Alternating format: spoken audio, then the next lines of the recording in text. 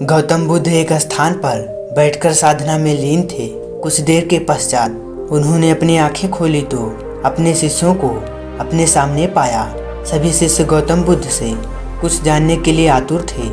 एक शिष्य ने आगे बढ़कर कहा, भंते, हम जानना चाहते हैं कि उपदेशों का वास्तविक मूल्य क्या होता है। शिष्यों को संबोधित करते हुए गौतम बुद्ध ने कहा, यह आवश्यक नहीं है कि कोई भी साधु संत पूर्ण व्याख्या करके ही उपदेश दे, बल्कि वह किसी भी कार्य अथवा इशारे मात्र से भी उपदेश का महत्व समझा सकता है। इसी विषय में मैं तुम्हें एक कहानी सुनाता हूँ, ध्यान से सुनो। किसी नगर में एक सेठ रहता था।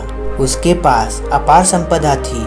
उसका व्यापार दूर दूर तक फैला हुआ था। एक दिन एक साधु दरवाजे पर भिक्षा मांगने के लिए आया। सेठ ने उसे भिक्षा दे दी। भिक्षा लेकर साधु जाने लगा तो सेठ ने उसे रोक कर कहा, महाराज, मुझे कुछ उपदेश देते जाइए। संत ने उसकी ओर देखा और बोला, हफ्ते भर बाद आज ही के दिन फिर मैं आऊँगा, तब उपदेश दूंगा। अपने वादे के अनुसार अगले हफ्ते साधु फिर आया।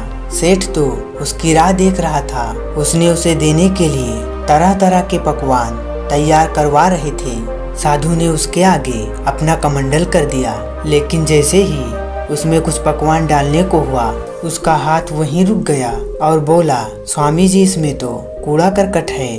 तो साधु ने प्रश्न भरी निगाहों से उसकी ओर देखा। सेठ ने कहा, इसे साफ कर दीजिए। साधु ने उसे झाड़ पोंछ लिया। उसने खाने की चीजें डाल दी। भिक्षा लेकर साधु जाने लगा तो सेठ ने कहा, महाराज, आप तो जा रहे हैं, क्या भूल गए? आज आपने मुझे उपदेश देने का वचन दिया था। साधु बोला, अरे क्या तुम्हें उपदेश नहीं मिला? तो सुनो, मेरे कमंडल में जब गंदगी थी तो तुमने उसमें खाने की चीज नहीं डाली, उसे साफ करवा दिया। इसी तरह तुम्हारे अंदर काम, क्रोध, लोभ, मोह आदि न जाने कितनी बुराइयां भरी पड़ी हैं। पहले उन्हें साफ करो, तब कुछ बातें होंगी। तब सेठ को साधु के उपदेशों का मूल्य समझ में आया और उसने उसको अपने जीवन में ढालने का निश्चय कर लिया।